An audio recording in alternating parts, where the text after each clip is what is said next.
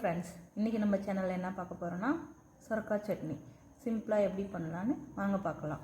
அதுக்கு தேவையான பொருள் என்னென்னு பார்த்தீங்கன்னா, சின்ன வெங்காயம் 1 கப் எடுத்துருக்கேன், சொரக்காய் தோல் சீவிட்டு சின்ன சின்னதாக கட் பண்ணி வச்சுருக்கேன், அது 1 கப் எடுத்துக்கோங்க. வெள்ளை உளுத்தம்பருப்பு 1 ஸ்பூன் எடுத்துருக்கேன், தக்காளி 3 தக்காளி, காஞ்ச மிளகா உங்கள் காரத்துக்கு ஏற்ற மாதிரி போட்டுக்கோங்க, புளி இந்த அளவு போதும், பூண்டு 4 பல், தேங்காய் கொஞ்சமாக துருவன தேங்காவாக இருந்தால் 2 ஸ்பூன் போட்டுக்கோங்க, தேவையான அளவு எண்ணெய், உப்பு, தாளிக்கத்து கருவேப்பிலை. அடுத்து நல்லெண்ணெய் ஊற்றிருக்கேன். நல்லெண்ணெய் கொஞ்சம் சூடேறினோடனே சூடாகிடுச்சு. உளுத்தம்பருப்பு 1 ஸ்பூன், பூண்டு 4 பல்,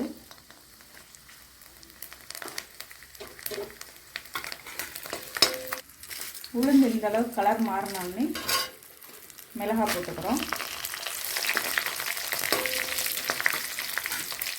புளியும் எண்ணெயிலே சேர்த்து வதக்கிறோம்.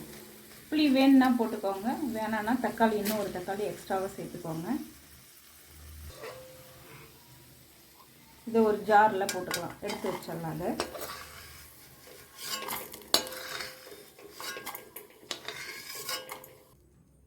அடுத்து சின்ன வெங்காயம் போட்டுக்கலாம், நல்லா வதக்குங்க. இப்போ இது நல்லா வதங்கிடுச்சு. இப்போ சொரக்காய் போட்டுக்கலாம். சொரக்காய் நல்லா வதங்குற வரைக்கும் நம்ம வெயிட் பண்ணணும். 5 மினிட்ஸ் வெயிட் பண்ணணும். சொரக்காய் நல்லா வதங்கிடுச்சு. அடுத்து தக்காளி போடுறோம். தக்காளியும் நல்லா வதங்குற வரைக்கும் வெயிட் பண்ணணும். தக்காளி நல்லா வதங்கிடுச்சு.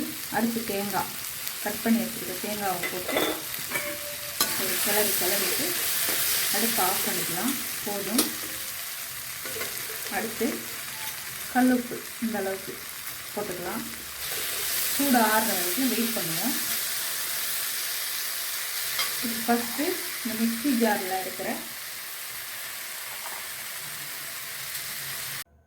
மிளகாவை கொரகொரப்பாக அரைச்சிட்டு வந்துட்டேன். வதக்கி வச்சுருக்கிற வெங்காயம், சொரக்காய், தக்காளியும் அரைச்சிட்டு வந்துடலாம். சொரக்காய் சாப்பிடாதவங்க கூட இந்த மாதிரி செஞ்சிங்கன்னா சாப்பிடுவாங்க. குழந்தைங்களாம் சொரக்காய் பிடிக்காது, அவங்களாம் ரொம்ப விரும்பி சாப்பிடுவாங்க. ட்ரை பண்ணுங்கள். பிடிச்சா லைக் பண்ணுங்கள், சப்ஸ்கிரைப் பண்ணுங்கள், ஷேர் பண்ணுங்கள். இப்போ சட்னி அரைச்சாச்சு. தாளிப்பு ரெடி பண்ணிக்கலாம். கொஞ்சமாக எண்ணெய் ஊற்றிக்கலாம். எண்ணெய் சூடேறட்டும். எண்ணெய் சூடேறிச்சு. கடுகு போட்டுக்கலாம், கருவேப்பிலை போட்டுக்கலாம். சட்னி ரெடி ஆகிடுச்சு. இட்லி, தோசை எல்லாத்துக்குமே சாப்பிடலாம். சொரக்காவில் நல்லா நீர்ச்சத்து இருக்குது. சாப்பிடுங்க, என்ஜாய் பண்ணுங்கள்.